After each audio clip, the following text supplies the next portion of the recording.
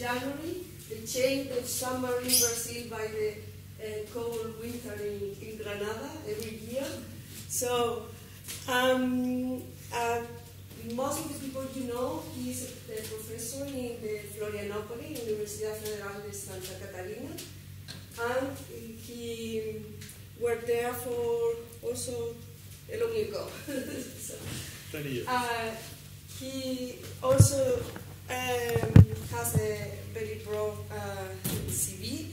He did his PhD in Cambridge, in the University of Cambridge, in a topic that at that time was very hot, because he was trying to explain some property of the AGN, in particular the blue continuum and the broad emission component in the Palmer line, using the contribution of a starlet and also supernova. No? He did a PhD with Roberto Cid. Also, he is an expert in galaxy evolution, in particular in retrieve the property, the stellar population property of galaxy, and also the star formation history using the fossil record method. And he developed for that the famous code Starlight that has already more than 600 citations in the ADS. So it's quite famous and very well used for the community. Also, as you know, he has also worked a lot with the Khalifa collaboration and has contributed significantly to the study of the stellar population property. And continue with this line, he going to present the result that has been obtained related with the diffuse ionized gas in galaxy, in Khalifa, but also will introduce some result from Manga. Okay. Muchas gracias, Rosa. It's always a pleasure to be here every year. Thanks to my dear collaborator and the hospitality of all of you. In particular this time, this critical time in my country, which is undergoing, as you know, a very critical situation. So science-wise, politically it's a disaster, science-wise is twice as bad. So it's a relief to come here for a month or 3 weeks and think about science, and also to talk together about stuff that we've been doing. So today I'm not going to talk about starlight for a change, although it is present in the work. I'm not going to be talking about that. I'm going to be talking about diffuse ionized gas in galaxies in a study that we did with Khalifa and also more recently with Manga data. It's been recently published in Monthly Gnosis. This is Eduardo Lacerda. He spent a year here as part of his PhD. He's about to presumably writing his thesis at this moment, I hope.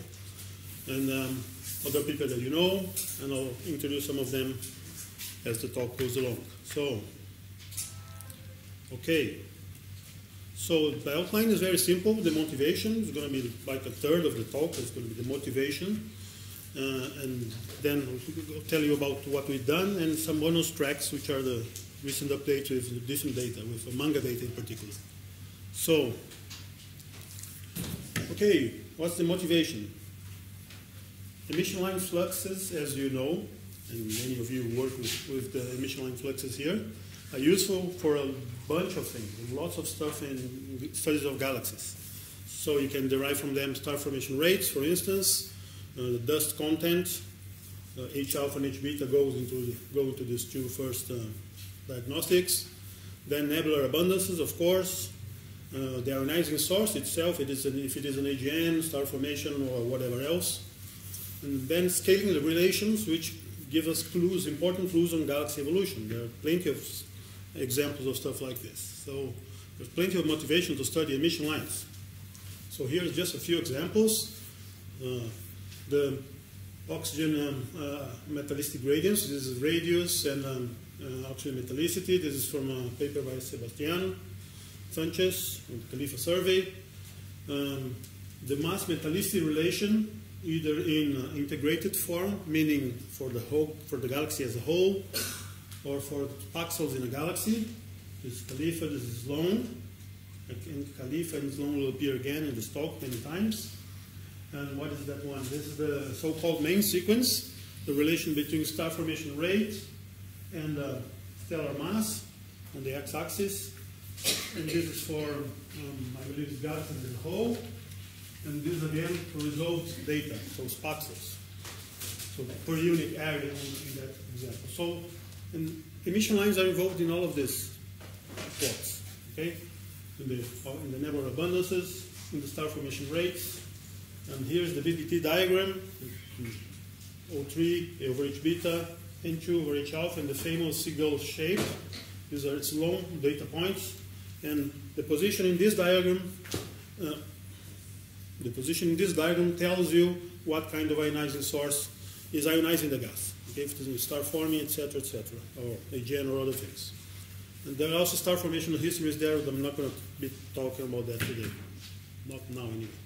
So, yes, you can do a lot with emission lines, you know that. But there is also a lot of confusion. And I've been insisting on this point a few times. Maybe I've already spoken about this here. And different views or prejudices, as I like to describe them, induce incorrect interpretation of what the data actually is telling you. So if you call a galaxy an AGN or a star-forming galaxy or something else based on some sort of criteria, that may induce errors. For instance, a very famous mistake, which is still used, is these division lines on the BPT diagram. BPT diagram again, O3 H beta and 2 H alpha. And you see here two very famous dividing lines, the Kaufman 2003 and the Kulu 2001. The Kulu 2001 was a purely theoretical calculation which she asked herself this question: how far can I go in this diagram in that direction only with star formation? So I ionized some gas only with stars, and how far can I go into that direction? Okay, so this is the maximal starburst line. So that means that according to those models, which were wrong, but that was the models at the time, it's not her fault exactly, but the ionizing spectra were not so good. You could be here and still be a purely star-forming galaxy or star-forming region. Nowadays, people use this line as a pure AGN line, meaning that here, if you cross this line, you can be a pure AGN and populate this point. That's not what this line was meant for. This is not how it was computed. It's subverting the original meaning of the thing. And amazingly, sometimes Curie herself does that. It's okay, of course, those are AGN mostly, but that doesn't mean they are pure AGN. Okay? And this other line is less harmful or more harmless. It's an empirical line, okay, which Kaufman drew because, you know, when Sloan data came, she plotted this diagram and said, well, the Curie line has nothing to do with the data. It really doesn't. It crosses it at right angles. So this is a more reasonable division of star-forming regions from AGN. And then these things were called composites. So things which presumably have star formation plus AGN contributed to the emission lines. But this is not really right. You know, it's not really right. And there are other border walls we can think on this diagram. This is a talk I gave in Mexico, so that was a joke. So so it's still used. Okay, people still call points here composite, points there AGN. And although that may be true for many or some fraction of the galaxies, that's definitely not completely right. And the reason is that in this part of the diagram, this is okay, the star forming sequence is fine, but here there are other kinds of things which populate this Seifert-Huygens or AGN region. In particular, and I've talked about this before here, retired galaxies, meaning systems where all the ionizing photons are provided by old stars, hot old stars. Okay, those kinds of things exist, and they live in the same region as liners in the BPT diagram. So you cannot distinguish them with the BPT diagram. Okay? They'll be in the same position. There are other ways of distinguishing them, but not through the BPT diagram. Okay? So what are these things? Well, this is an old paper by Binet, Magris, Stasinski, and Bourgeois in 1994. The idea then was to explain linear emission with post-HB stars. And this is a graph of age of a stellar population in the x-axis and the number of ionizing photons per unit stellar mass. So you see that when the population is young, up to 10 million years or a little bit less, you emit lots of ionizing photons. Lots. And then by 10 million years, you already drop significantly, and when you get to 10 to the 8, you practically zero, but not really zero. It's 5 orders of magnitude, 4 or 5 orders of magnitude, but it doesn't go to zero. That means that these old ionizing stars, they exist, and when you have nothing else, so if you don't have young stellar populations, and if you don't have an AGN, this will be your ionizing floor. Okay, it's a background which you cannot escape, right? So you always have these ionizing photons. If you have some gas to be ionized, you'll have emission lines powered by these old stars. Okay, so Grazina and her Mexican collaborators dubbed them the hot, low mass evolved stars, or HOMES. Okay, and if you do self-consistent photoionization models with these populations, which I mean if self-consistent with the starlight stellar populations plus photoionization modeling, that's in the Stasinski 2008 paper. These are classical diagnostic diagrams, and all these letters and lines, colored lines you see here are photoionized by old stars only. Okay? So basically you can cover anywhere in this diagram, only with old stars, including star-forming regions, but I mean, we know star-forming regions are not ionized by old stars. When you look at the consistency of luminosities, etc., you realize that in these regions, which are usually liners, you have the stellar populations are okay, the luminosities are okay, so they are consistent in the liner region. And there's a very simple test which we did, which was to compare the observed H-alpha luminosity to that you predict to exist only by the old stars. It's a very simple calculation, really trivial. And so this is the result. What you have here are histograms of the observed over expected luminosity in H-alpha. So if you are well above 1, well, you need something else than old stars. Old stars cannot explain galaxies with 10 or 100 in this axis. But if you have 1 or less, then the old stars in your system are more than enough to explain your luminosities. Okay? So, and what I have in the bottom, in the top and in the bottom panel are distributions for Sloan data. And here you have all galaxies, and in the bottom panel I show only the ones which have no star formation in the last 10 to the 8 years. How do I know that? With this stellar population analysis. Okay? So all the star-forming galaxies in AGN which are there disappear, and you get exactly what you expect. 1. Right, there are some galaxies over here. Those are probably true AGN. They have no star formation, and those stars are definitely not enough to explain the flux. Those are true AGN. Okay? I'm not saying that AGN don't exist at all. It's just that there is a confusion, and it's numerically very important confusion. Okay? And this kind of confusion, the way you name things, how you classify something to be of one kind or another, that propagates from this 1D analysis to 3D, for Khalifa and Muse and Manga. So, and to exemplify that, this is a paper, oh, no, not yet. Okay? So let's see how this propagates to this 3D world, this 3D spectroscopy world. And the questions we want to answer here is, what is star formation and what is not star formation, meaning a diffuse ionized gas emission in galaxies?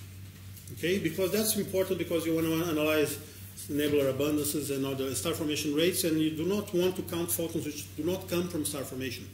Okay, how does this confusion between what is due to star formation and what is not affect 3D line work? So here you have one galaxy from Sebastian, and these are emission line maps from strong lines and not so strong lines. Some you don't even know, you don't even see here. But these are his measurements of several emission lines. And the question is how much of, say, that spaxel over there, the H alpha producing that spaxel, or the nitrogen 2 or the H beta or whatever, how much of that is due really to star formation and how much is to this diffused ionized gas which permeates most galaxies. Okay. And Manga people have been doing this. There's a paper last year by Zhang et al. But they are approaching it with the mindset of BPT classification, which cannot distinguish retired galaxies or Holmes ionization from AGN. So that worries me a little. So they're doing their classification based on BPT analysis. And also, Can you explain which is Manga? pardon? Can you explain the meaning of The Manga. No, I'm not sure. Manga is an acronym. Is a survey like Khalifa. Yeah. Manga is a survey like Khalifa, and it's meaning mapping. What? Nearby galaxies from Apache Point Observatory. It doesn't work exactly. The resolution. It's pretty much, Manga is very similar to Khalifa in many respects. And for all that matters today, it's very similar. They don't cover as much in radius, but they have many more galaxies. The spectral resolution is a little bit better, the coverage as well. I'll mention this a little bit more in the end. Okay? So, okay, let's see how we approach the same problem. The problem being, I have a galaxy, IFU data, Khalifa in this case, and there's a spaxel over there, it emits emission lines. How much of that comes from star formations and how much comes from something else? In particular, how much comes from this diffused ionized gas? AGN will not be a major player here today because if you think of a galaxy, you call a galaxy, oh, this galaxy is an AGN or it's not an AGN. But the correct way of saying that is it has an AGN, no, it doesn't have an AGN. But if you think about it, the AGN will affect mostly the inner spaxels. If you think of a galaxy as a whole, there are many more spaxels which are not AGN affected. Okay, so in terms of spaxel statistics, AGN will not be an issue here today. Although they will appear here and there, and I'll mention, but it's not a major problem. So, okay. So in this paper, what we did is a critical assessment of the Ddt star formation classification criteria. Because you have to identify these emission lines come from star formation or from this diffused ionized gas. You have to classify that to start working. And we'll have a look at the classification criteria that people use, and we'll present a new recipe based exclusively on the equivalent wave of H alpha, and then some results, and then in the end some results from Manga, if I have time. So here is Eduardo, that's Andrea, who's sitting over there.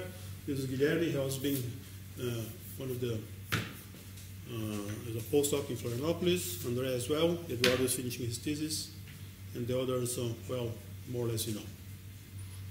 Okay, so Khalifa, well, do I really have to talk about Khalifa here? Well, be very brief here, because you probably heard tons of talks.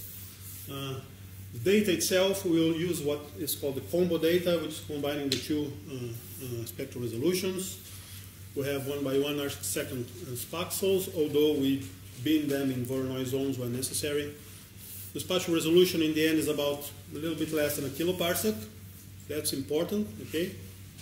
It's a kiloparsec. It's not a parsec, it's not 100 parsecs, it's a kiloparsec. So we're not really looking at isolated H2 regions. When you look, even if you're looking at an H2 region, you're also integrating a whole bunch of stellar light from around the H2 region, okay? There will be nearly 400 galaxies, pretty much equally split into all morphological types. This is a real good thing about Khalifa. It has a bit of everything. And in the end will be about 1 million spaxels, which turn into about 300,000 Voronoi zones. So we have about 300,000 spectra. This is our data. The analysis goes through these guys, the Python Khalifa Starlight Synthesis Organizer, or Picasso, which we developed pretty much here a few years ago, and Enrique started it. I put my hands on it, and then André scrapped everything and started from scratch. And now it's a very solid and robust piece of work, which also includes parts of what Ruben did with the cubic preprocessing software. He also did the emission lines fits, and then Eduardo and Guilherme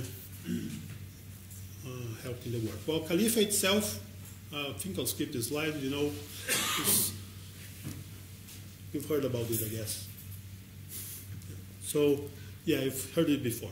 So IFU data. Our pipeline you also heard many times before, so let me go very quickly through it. This will be a data cube. We compress that, we'll do some cleaning of foreground stars or other artifacts, remove the outskirts when it's garbage. Then we beam this into lower noise zones to get a good signal to noise when it's not good enough for a stellar population analysis. So the stellar population analysis here is not important for the talk, but it's important for the analysis, because you get the spectrum, you have to remove the stellar light to measure the emission lines. Okay, so this is not a topic, starlight is not a topic, but it's important that it's an important tool in the whole business.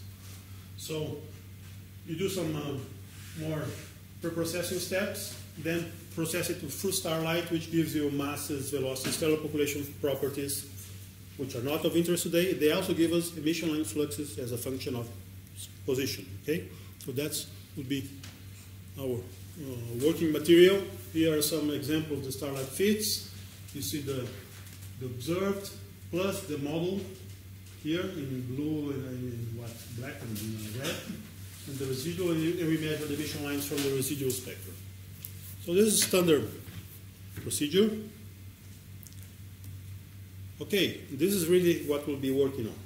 So here you have SDSS images from 10 galaxies and 2 maps. This is a map of the H-alpha surface brightness. So in the solar luminosity per square kiloparsec, and that's the H-alpha equivalent width. Okay. Sometimes they look the same, sometimes they don't. Like here, for instance, it's bright in H-alpha in the nucleus, but not in flux, but not in equivalent width. And well, there are similarities and differences. Okay, and here are some Edge-on galaxies. We'll get back to them in a minute. Okay, so this is what we have to work. And the question again is, what is star formation and what is due to this diffuse ionized gas? And the way people have approached this problem, it varies, but mostly the criteria are in one way or another based on the surface brightness. If it is not bright, it doesn't produce much light per unit area, it's what you call the diffuse ionized gas. If it is brighter than a certain threshold, then it is star formation. Okay?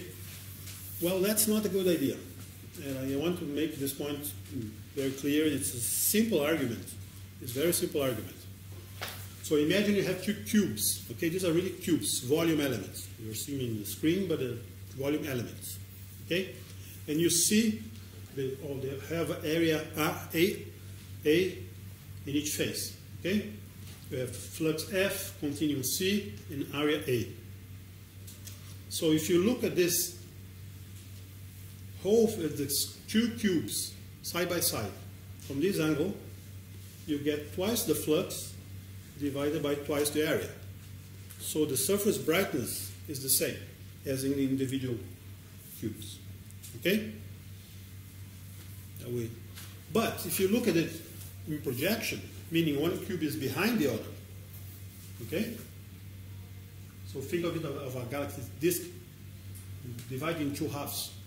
You'll get twice the flux divided by the same area. So in this sense, the surface brightness is orientation dependent. It's an extensive quantity, it's not an intensive quantity. It depends if you're projecting 2 things. It's a simple fact of life. But this means that if you now choose to classify if something is diffuse ionized gas or star formation on the basis of the surface brightness, then you're in problem. Because suppose now that these two cubes have diffuse ionized gas. And I say, okay, whenever the surface brightness is smaller than some value, some critical value, this is diffuse. So if I look at these two cubes now from this direction and I add them together, I have dig plus dig equals dig. Okay, because the surface brightness is preserved. But now if I look at from this direction, I have twice the surface brightness. So I can say this is that value, that critical value divided by 2. And this is also like the same value. You add the 2 and you classify a combination of two dig elements as star forming, just because you're seeing one on top of the other. Okay? One, again, you have this cube. Its emission lines are on diffuse gas, no star formation in there. If you put one on top of the other, you call that star forming element just because of that projection effect. So that's not a good idea. Okay? So, but you solve that with the equivalent width. The equivalent width has this and other benefits. Okay? If you look from this direction, you have twice the flux, twice the continuum.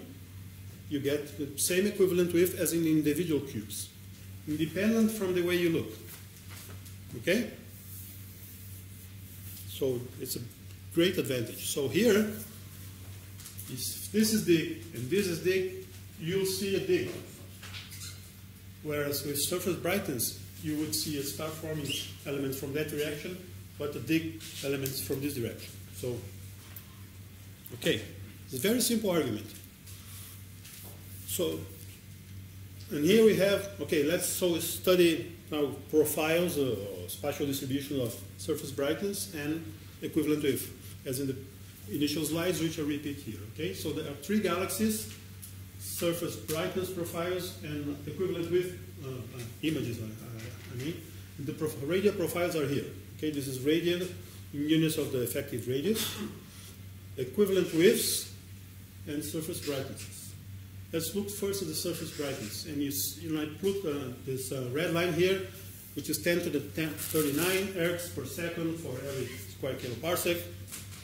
That's the value that the Manga group proposes as the division line between dig and star forming. So this should be a smaller than sign up.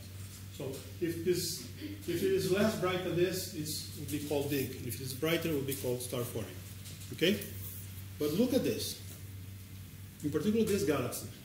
Okay. So this here is above the thresholds. So that criterion will tell you, okay, this is star formation, not diffuse gas. But if you look at the radial profile, the equivalent width, it's 1 angstrom. This is logarithmic, so 1 angstrom. What sort of star forming region produces 1 angstrom equivalent width? 1 angstrom is exactly what you expect from homes, from old stars, which are present everywhere. Okay? So you would call this star forming, whereas it's not really star forming. Oh, in some other regions, it's okay. There, for instance, probably star forming, that's star forming as well. So there are in some places the 2 criteria agree, in other places they don't. In particular in the bulges, where you have more continuum and older stars, they disagree. In disks, they are not so different. Okay? Fine. So let's look at the equivalent width of H alpha. Very important number, very powerful diagnostic of lots of things. And this is now the histogram of the equivalent alpha, H alpha equivalent width for spaxels, or I should say Voronoi zones, but it doesn't matter very much, in Khalifa. So this is for the whole sample, and then split by morphological type, from early to late types, and in radii, inner to outer radii.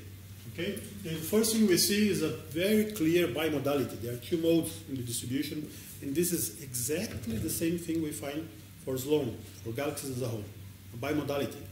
The galaxy lives either here or there. Okay? And this bimodality is strongly related to the ionizing source.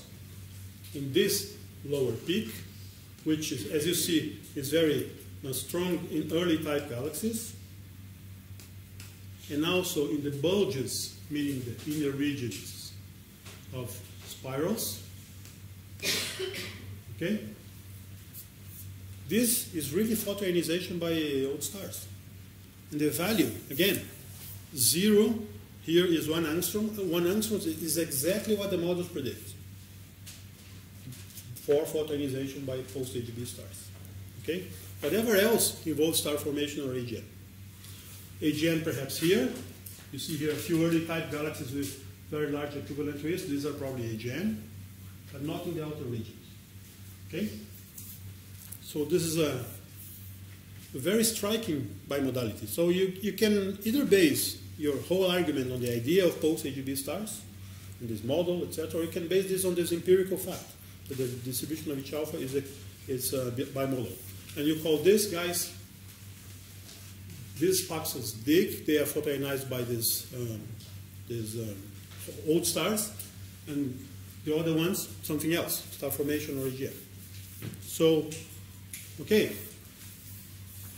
So the criteria we came up with is like this. This is the distribution for Khalifa again, here in the bottom. This is for Sloan. Okay, just to illustrate that they're really very similar. The minimum is 3 angstroms in both cases. So what we did, as we did for Sloan, we say, okay, whenever you have less than 3 angstroms, then your photoionization is dominated by old stars. Okay, you don't need anything else to explain your line fluxes. Old stars do it. Okay? But if you have something else, and these old stars are like a background, you cannot go below that. So if you have something else, then you'll go up in equivalent width. So if you have star-forming regions, then it'll be over there. But there is also this gray region here, which is, in terms of equivalent width, is between 3 and 14. We chose the peak at 14 angstroms to divide star-forming regions from this intermediate zone, where you can have maybe a mixture of both things or other processes. After all, I didn't discuss so far what produces the Ddt emission. I talked about only about post-HB stars as being one possible source of producing Ddt emission, but there are other things. You can imagine H regions here, and in the middle, far away from the H regions, maybe some ionizing photons escape through holes in the H region and ionize this diffuse gas. There are other shocks, there are many other possibilities. So there is this gray zone here, we call it the mixed Ddt. Okay? Mixed Ddt dividing it from the Holmes Ddt. These guys, we know what is ionizing them. If you have about 1 angstrom or less than 3 angstroms, it's a done deal. It's photoionization by old stars. You need nothing else. And if you have between 3 and 14, well, we're not so sure. You certainly need more than old stars. They are not enough. But if those photons come from star formation or from something else, we're not so sure. After that, we are pretty sure that most of H alpha photons come from star formation. Okay? So that's the classification we propose. It's empirical, and it's physically based as well. Just to repeat something which I said before, but now with numbers, this is the equivalent wave of H alpha. And this is something which I showed before in a histogram like that, some slides ago. Is the total H alpha divided by that you expect from Holmes. And we know that because of the stellar population analysis. So, the relation is 1 to 1. So the equivalent wave of H alpha already tells you how much more, what's the contribution of Holmes to the ionizing spectrum. Okay? So, it's a very 1-to-1 correlation. And if you go here, again, this is the distribution for Sloan, it's similar for Khalifa. The peak of the low peak, this low peak here, is peaks at 1 in this unit, and it's also 1. Except that here is 0 because it's log in the equivalent width. Meaning, 1 angstrom is a magic number. So you have 2 angstroms, or if you, let's say you have 10 angstroms equivalent width, well, then you need 10 times more photons than what your old stars are capable of providing. Okay? If you have 1 angstrom, well, then you need nothing else. You're done. When I mean 1 angstrom, when I say 1 angstrom, okay, there's a margin there between 0.5 and 2.5. That's why we divided them at 3 angstroms. Okay. So, all right. So now we have a different criterion. So let's see what happens when you apply it to galaxies. so this is, again, surface brightness, equivalent width, and this is equivalent width again, but saturated, such that when you see blue, are things that are star forming. We call them SFC. You know that this work is done with Brazilian Estatística. She's very fussy about denominations. So we don't call those star-forming regions, but star-forming complexes, because there are other stuff there. When you talk about, because of the kiloparsec resolution, there's more than one H region in what we are sampling. So that's what you call them star-forming complexes. So those are in blue, and in red are regions dominated by this Holmes disk. And in other colors, you have the mixed one. Okay? So you see, as you go from early types to late types, totally big H-dig dominated to star-forming dominated, with everything in between. And bulges in particular, in bulges the dig contribution is very high. Okay, it's particularly interesting to look at the edge-on galaxies, because this population of old stars, they should be present in the halo, I mean, above the disk. So, and they put ionize the gas there. There's a series of papers about that. And in particular, this is one by Flores Fajardo, is Christophe Morisset, Brazilian Estatística, and somebody else I forgot. So they propose that the gas in these regions would be photoionized by this population. So we can do the H-alpha equivalent wave maps to verify if that's true. And if you look at these plots, these are again H-alpha maps, and H-alpha equivalent wave maps. If you see red, it's because you have 1, 2, or 3 angstroms equivalent width, meaning old stars are capable of producing all the emission lines you see there. And in fact, when you're above the disks, you can explain everything with old stars, as in the models of these people. So this extraplanar emission is mostly Holmes-powered diffuse gas. There are some exceptions here. This one, this thing over here, it's not really very red. They're red, but there are other colors. In this galaxy, you know that there's a galactic wing there, so there are shocks. It's a paper by people from Mexico. So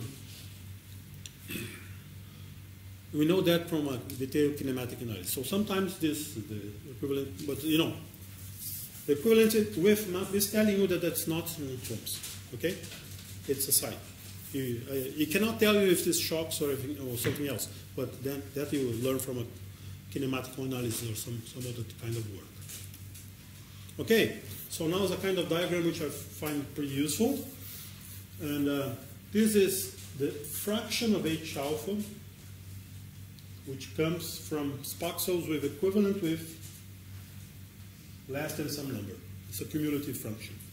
So this allows you to quantify the size of the problem, meaning how much light from my galaxy as a whole comes from dig, star forming, etc. Okay? So as in this 5 or 6 lines here are for different morphological types. These are median curves. Of course, they're scattered here, but there's a very organized distribution here. And you see that when you're talking about early type galaxies, pretty much 95 to 100% of your H-alpha flux comes from regions of very low equivalent width, meaning photoionized by old stars. When you're talking on the other extreme about SD galaxies, SC, SD galaxies, very late type spirals, then we're talking about maybe 10% contamination. So really nothing to worry about. Not much anyway. But then when you're talking about intermediate types, let's say this green line, well, 50% of the spaxels come from either H-dig or this mixed dig.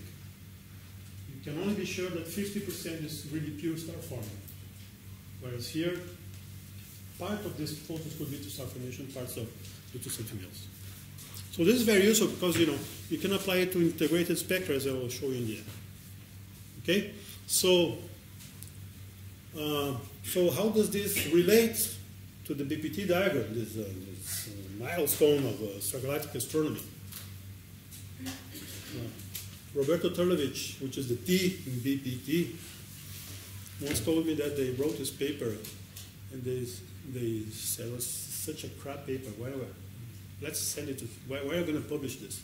That's why they sent it to the PAS, to PASP. And it turns out it has more than 10,000 citations. They didn't trust it at all in the beginning, but it became this very important tool for classification. So again, the PPT, and 3 dividing lines here, the Stasinska line, the Keeley 2003, and the Kaufman and Keeley 2001. And now we're coloring by equivalent width of H alpha, and we're putting spaxels here, not galaxies. Okay? And you see it's a very clear correspondence. Evidently, when you live here, in what most people would call the AGN region, which is in fact the region where AGN live. But these are spaxels, so they cannot be all AGN. They have equivalent widths of 2 or 3 or 4, okay? Down here in the star forming sequence, you have more than 14. And the mixed region is in between, okay? And now let's plot the BPT diagram only for what we call star forming complexes, meaning only pixels or spaxels with equivalent width more than 14 are plotted here, between 3 and 14 and less than 3. So let's start from there. Less than 3, these guys are all photoionized by old stars. Okay? They are all in the AGN region. So it's the same confusion of retired galaxies and AGN. It's now in resolved spectroscopy. Okay? People would call it star forming, depending on if their surface brightness is too high, but it's people actually, if they have a BPT analysis, they would call it the AGN, but they are not AGN. You can actually see them very far away from each other. Okay? The mixed dig is a bit there, a bit here, and the star formation sequences mostly in the star forming region, except for these guys here. And these are true AGN. So we're not, this criterion is not good for isolating AGN, although they do pollute our samples.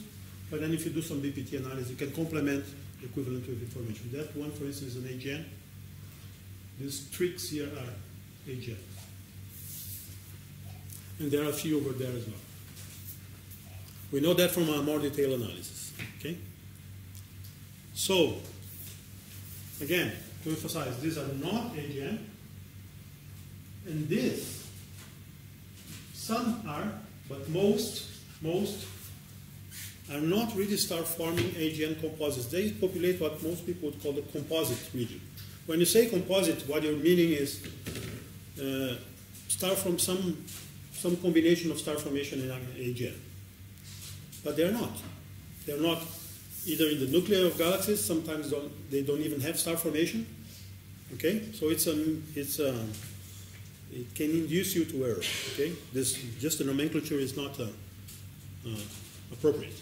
So, a final point about this mixed component, which you don't really know if it has some, what is powering the emission lines there. Certainly some star formation, leakage of ionizing photons, maybe shocks, maybe, we don't know, really sure. But there is one component of this mixed element, this mixed component of the diffuse ISM, which is a projection effect. Maybe it's not an important one, we have to quantify that, but it's certainly there. If you plot now only spaxels between 3 and 14, they occupy this region, meaning the composite region, mostly. And those closer to 14 are here, and the ones closer to 3 are there. So there's very clear grading. So one component here is due to the extraplanar emission. The same emission that we've seen before in galaxies like this. That's H alpha, an emission which is coming from above the disk. Not very bright, but it's there. So if you now look at this galaxy face on, okay, like here, part of that extraplanar disk emission, which is powered by, which would be here in this diagram, is projected on top of star-forming regions in the disk. So you are geometrically adding up some extraplanar dig emission onto star formation. That's unavoidable. And perhaps, if the disk is not optically thick, you're also getting some light from the other side of the disk, okay, the extraplanar towards the back of the galaxy. So that's a simple projection effect which explains part of this mixed component. Okay, and this nice gradient in equivalent width agrees with this simple idea. Although quantitatively I'm not so sure that works, we're doing some more experiments too.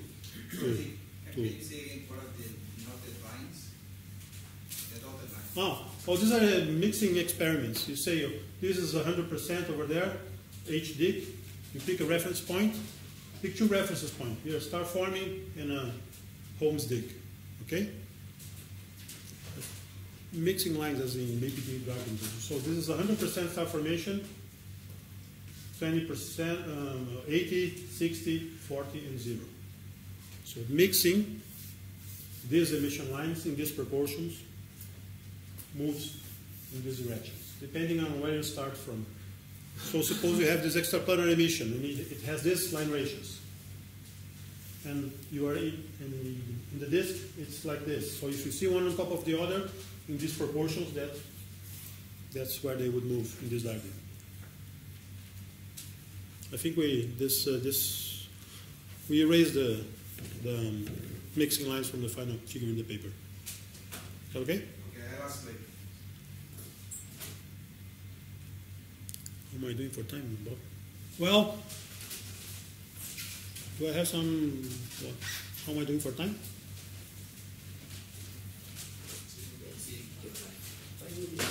Okay, so let me skip my conclusions and come back to them in a minute, just to tell you about some bonus tracks. These I'm going to skip. These are relations with stellar populations. This is some recent work with Manga. So we're doing the same, but not exactly the same. This, as you can see clearly, each one of these points here is a galaxy, and it's an image of the mean stellar age, weighted by flux. That's just a mosaic to impress people. That Andrea did it. This is another postdoc in Florianópolis which was helping with this work, is Daniel Russell. So what have we learned from Manga? Okay, so we're repeating this with Manga. Manga, as I said, is very similar to Khalifa for the purposes of this work. The spectral resolution is better, the spectral coverage is better, the spatial coverage is not so good. Galaxies, I mean, it's not as good as Khalifa. It doesn't go that far. As far as Khalifa goes to 2.53 half-light radii. Manga goes to 1.5 typically. What else can I say? The galaxies are more distant. And that's about it. Otherwise, the spatial resolution is similar. So for most of what really matters for this paper, they're equivalent. And you can see that, this is not the same plot as showed before, although it does look like that. This is this distribution of equivalent wave of H alpha divided by inner and outer regions, inner, intermediate, and outer regions.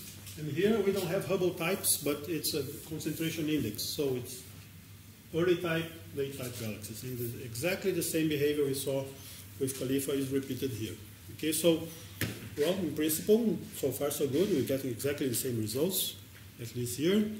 So this I've shown you before. It's exactly the same plot. It's from Khalifa. So the fraction of H alpha flux as a function of the equivalent width. So that tells you how much should I worry about DIG if I'm working with, say, a SB C galaxy. Okay, this is very useful tool, and we have done this. It didn't occur to us when we did the Khalifa study, but we're now doing this with Manga. We can do this for all emission lines.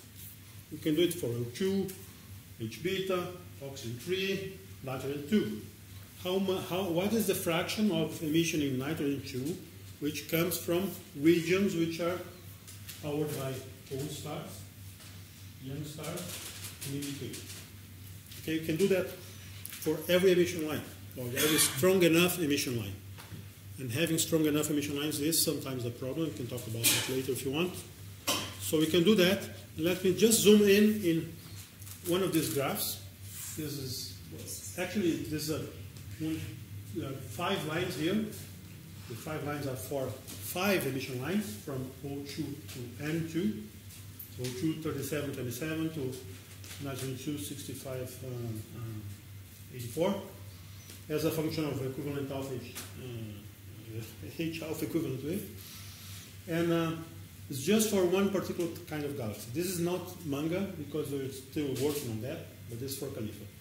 And what is important here in this cumulative curve is that they are not equal. If they are not equal, there are differential effects. And if they were all one on top of the other, then line ratios wouldn't change, nothing would change. Okay? It would be fine. You wouldn't have to worry about decontamination. But they are not exactly on top of the other, one on top of the other. And if that's the case, then that may induce changes. Okay? So you may, what I mean is a larger fraction of some, say, oxygen 2 comes from dig than oxygen 3, or something like that. That means that the line ratios will change, your diagnostics will change, nebular abundance diagnostic will change, extinction will change, etc., etc., etc. Okay? And it would be good, just to close now, would be really good to have an idea of going back now to pre-spatially resolved era. So 10 years ago, so you have Sloan spectra for 1 million galaxies. And it would be good to know, just by looking at that, one single spectrum, it would be good to know what's the fraction of dig emission to each emission line, with no spatial resolution, okay, with just integrated information. Can we do that? Can we find something that these dig fractions correlate with? And a trivial idea is to correlate that with the global H-alpha equivalent width. So, because if the whole galaxy has a very low equivalent width, then it probably doesn't have many spots with high equivalent width, etc., etc. And these are the relations. This is the logarithm of the global equivalent width of galaxies. This is based on spatially resolved data, of course. But and here we have the dig fractions for different emission lines. And you see, and these are fits of some complementary error function. There's some scatter, there, but the fits are not so bad. The idea is that now I have, only with this, I can go there and estimate what is the dig fraction to my SDSS-like spectrum. Okay? And that will have implications. So here you have, this is under work, of course, it's preliminary. So it's the fraction of dig emission in different emission lines as a function of the equivalent width of the galaxy as a whole. Different emission lines. Okay? So if considering only the Holmes dig, this considering the mixed dig and the Holmes dig together. There are sometimes you want to correct for this, sometimes you want to correct for that. There are different situations. And what you see here in the bottom, very preliminary, is what kind of correction you have to make on line ratios to remove dig emission. So now I only want star-forming emission lines, only the fluxes which come from star formation, because I want to measure the star formation rate, because I want to measure the dust attenuation, because I want to measure the nebular abundances. So here is what sort of correction you have to apply to remove this kind of dig or that kind of dig. So if you look at here in the, let's say, O3 over H beta, this is the kind of correction you have to apply to the log. Okay, you have to subtract or to add something negative to the observed O3 over H beta to remove the effect of the dig.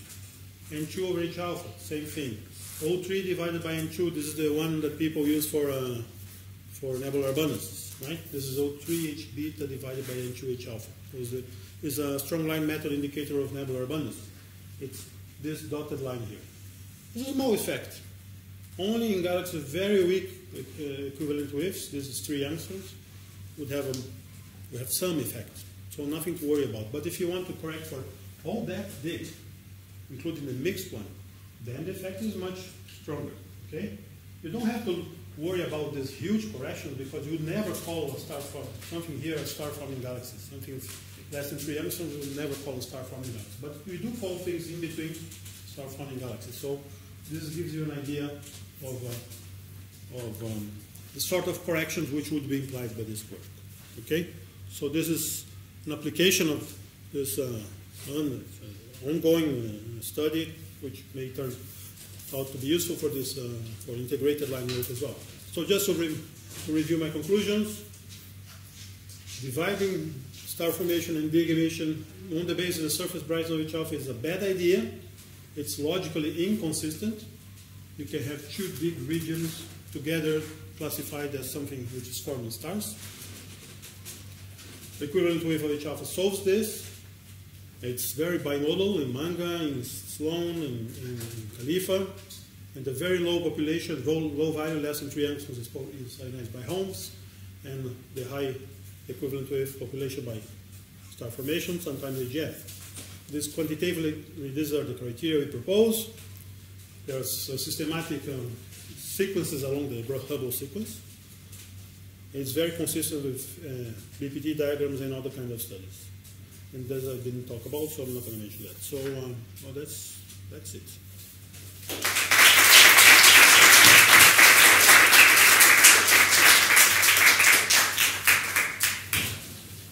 Thank you, Roberto, for the interesting talk.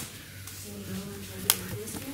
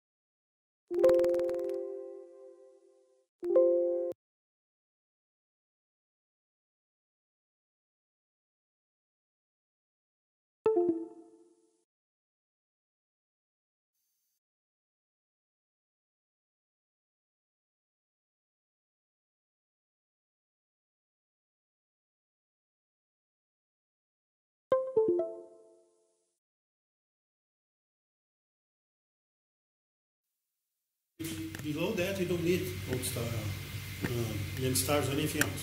So just few galaxies on Sloan, for instance, do escape that criteria. So it's just for safety, it's good to apply that extra control. Por questo. Can you go back to this BPT diagram where you show these dotted tracks? You talk about the projection effect. Out there.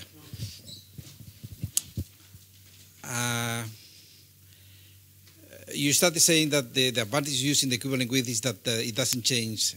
Holmes plus Holmes, I mean, dig plus dig is still dig.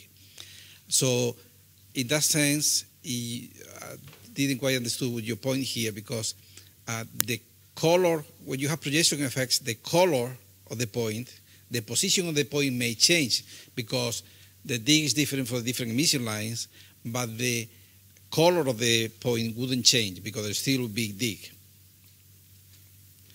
So the equivalent width wouldn't change. Buffer zone between what we are sure that less than 3 angstroms, we know what it is. It's Holmes dig. Above 14 angstroms, it's surely star formation.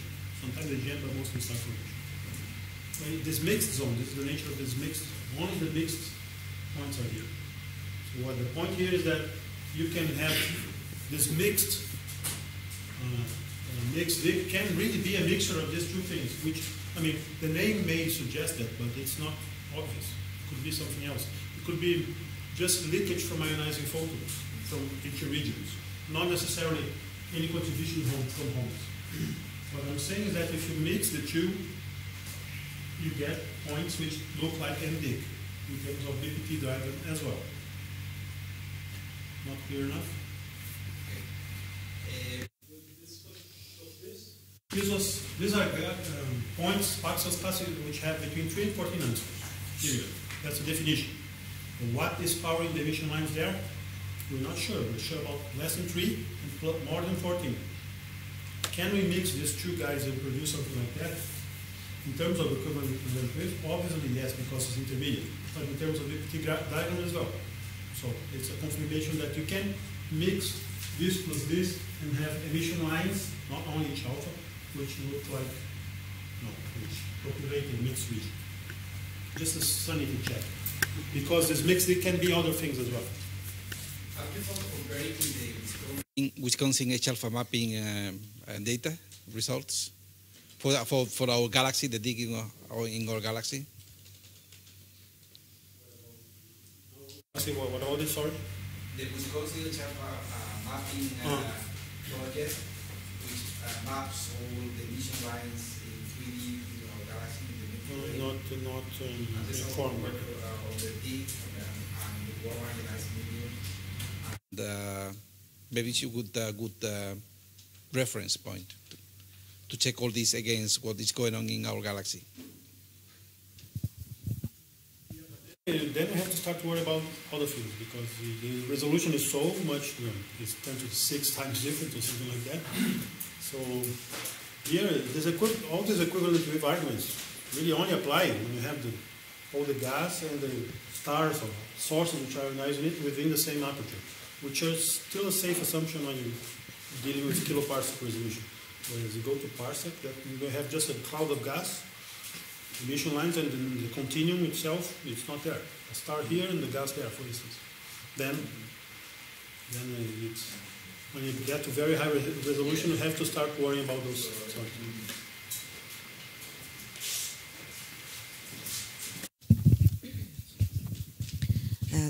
Thank you, Ricardo. Very nice talk. You have always showing us the diagrams with nitrogen 2 over H-alpha. I'm not sure, whereas we've seen something with oxygen 1. Is it the same result when you use oxygen 1 or over H-alpha? For this study, there's a serious problem in measuring lines when they're weak. And we cannot afford just throwing them away. So 3 angstroms H-alpha is already about 1 angstrom H-beta. And it's very hard to, it starts getting tricky to measure that. So when you get 1 angstrom H-alpha, it's 0.3 angstrom H-beta, roughly. So we have problems with H-beta. So option 1 is hopeless, I would say. I haven't tried. Option 1 is strong lines. Yeah, it could be, but not. But you're right. You're right. Stronger than H-beta, probably yes. But we haven't tried that. It's a good point. We did try something with option 1, but we had some problems which I don't quite remember. But just to make a parallel point, measuring the lines in this low equivalent wave regime is a problem. If you use different code, different assumptions, it's not, you can easily get H-alpha or H-beta of 1 in limiting cases, which cannot be. I mean, Ruben or Enrique instead argues that yes, but no, I don't believe it. H-alpha or H-beta less than 2.8 something is sacrilege. How do you say that? Yes, you can.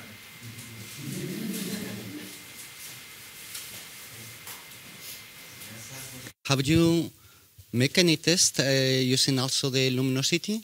I mean, all the harms you have in the Aegean region intrinsically will be much more lower luminosity than any real Aegean. So it's a way to make a difference of that. So there is somewhere there an axis together with H-alpha that can help you, well, to make discrimination. And I mean, the number of solar luminosity, for instance, is not as important as the equivalent wave. Because if you have more continuum, you have more ionizing photons from the homes associated to that continuum. Yes, doesn't have, but in any case, you have a limit in the amount of luminosity you might have. I mean, you cannot have, for example, a starburst or something like that, a region of star formation. You cannot have a 10 to the 10 solar masses forming a star at the same time. It has not physical inconsistency. I mean, so the luminosity you will have in any star forming region will be intrinsically lower than from the Aegean itself. Starbursts are less luminous than the Aegeans. Different. When you talk about the homes here, we're talking about the opposite of starburst, right? It's just star death free. Yes, yes, but there is Giga year after that. process. You have to produce that also. Intrinsic physical luminosity. And the rate of luminosity of each process is different. And it was the thing I was pointing out. And you can take advantage of that. I don't know, but it's a point.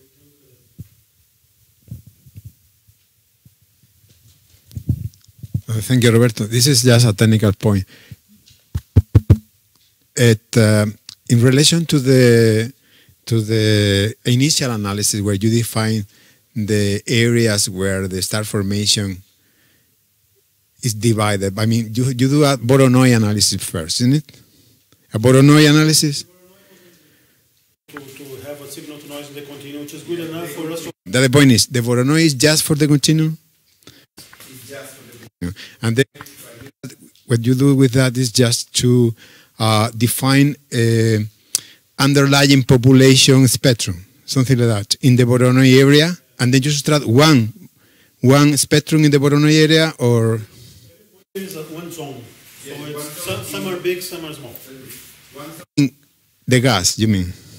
What this one of these points is one spark cells? One Voronoi zone? One Voronoi zone. So the Voronoi... But a good bunch of them is much larger. One point in your diagram is, in this diagram, in this BBT, is one spark cell? So how many spark cells has a Voronoi zone? Some of them are big. Depends on the signal to noise the continuous for the ambience. But that means, is there anything which is, is there any wrong argument in the sense that the definition of the spectrum is done with the analysis? Well, this was tested with single spaxel fits for single spaxel. What changes mostly when you do single spaxels is this, for instance. This is Manga now, and these are single spaxels. Okay, so there's no Voronoi zone. The bigger, larger, isn't it? Anyway. And, but we did with, so what changes when you do this for Khalifa, from spaxels to zones, is the proportion of these two peaks here. So if you have, so you usually have Voronoi zones outside in the outer parts of the galaxy where you have more star formation. Okay, so if you don't do the Voronoi zone, you have more pixels here, and so you change these proportions, but not the bimodality and all the rest. No, about the bimodality, because I am worried just because I saw one of the diagrams that there is a point where the nitrogen 2 over H alpha is of order, oxygen 3 over H alpha, and nitrogen 2 over H alpha is very large. It's one. Yeah. The log. So I was worried about, yes, this spot, yeah. So can this came from incorrect subtraction of the underlying population or something like that? This is a true AGN? Okay. Oh, so I was wrong because it's SVC up there at the top. Okay. Because we're not distinguishing AGN. Okay? So AGN are polluting our analysis by a little bit. Okay? So they are here. These tricks here are AGN as well. Okay, I know. So this is the pollution by the AGN. Okay. Okay, thank you.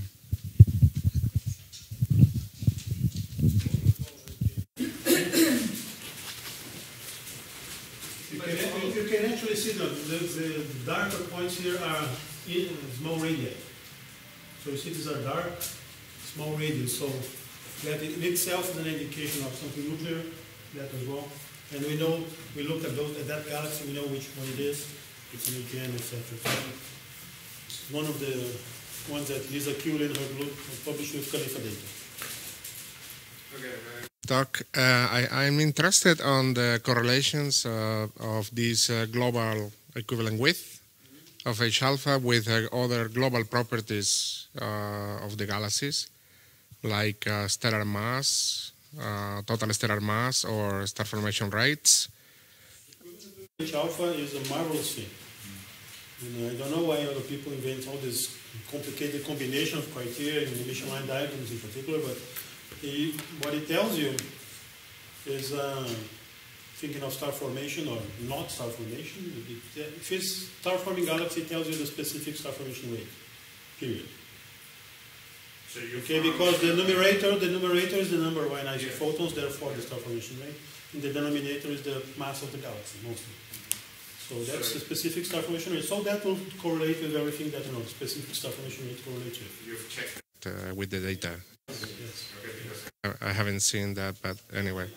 Not talk about that. And then the second question is related to black hole correlations. Somehow you distinguish between diffuse gas and starburst and. Diffuse. No, I'm saying you are define your galaxies in a way, right? But is there any signatures of correlation, anti-correlations between the presence of a black hole in those galaxies which have only diffuse component due to OB ionization, or you still can say that it's compatible to have a black hole in the center? What I can say is many massive elliptical galaxies with black holes in their center don't have their emission line fluxes dominated by the old stars. The black hole is there, but it's not active. It's not producing ionizing photons too. In some cases it is. Yes. Where you have an equivalent wave which is slightly larger in the certain nuclear region due to some weak AGN, but as you go towards the outside, it converges to 1 or 2 angstroms. So, okay. That was the point.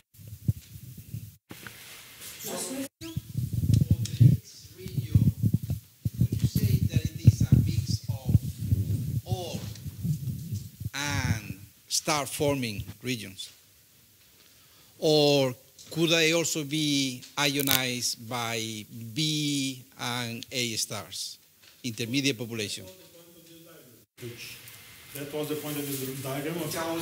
Understood, yes. So, which is mixing zones which we know, which are in the big region, the H big region, sorry, these are ionized by homes, period. We know that. And these are ionized by massive stars, we know that. Mixing the two, for instance, mirror projection, can have that effect. But there are other ways of producing intermediate line ratios as well. Could be not so hot stars, like these stars. Could be maybe, what people talk about a lot is the leakage of ionizing photons from H2 regions. That's still an H2 region, that still should count as a star forming, right? So here you have is very different because the photon escape are high energy. Correct. But if you want to count ionizing photons and compute the star formation rate, that one counts. You have your H2 region here, these ionizing photon escapes and produce an H alpha here. That one should go in the calculation. Yes. Okay? So that's what I mean when I say sometimes you want to count the mixed dig as something different, sometimes you want to count this as star forming situation. Now for nebular abundances, perhaps the balance there is different and your strong lines or maybe your direct method measures are not reliable. So.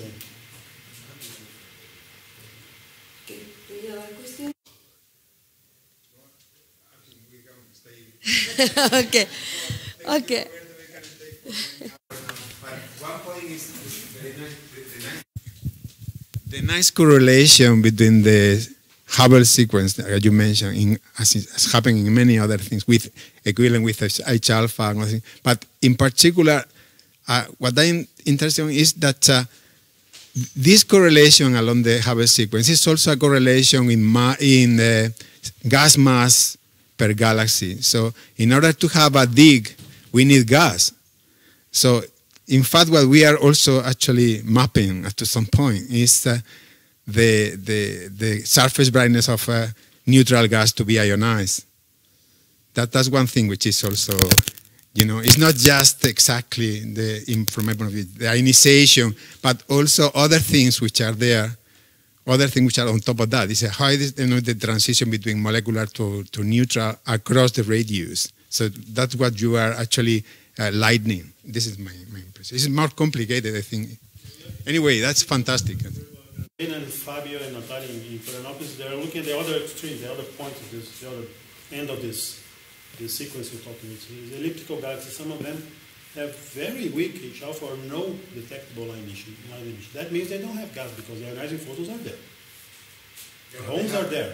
Homes are omnipresent. It's like gods or ghosts or whatever. No, but they have some H-alpha. They have some H-alpha. I know, but much less. Some have one, very weak. So that means they either escaping photons or they have no gas. So, or the gas is not in the correct phase. Maybe it's too hot. So this is another issue. Okay, thank you, Roberto, again.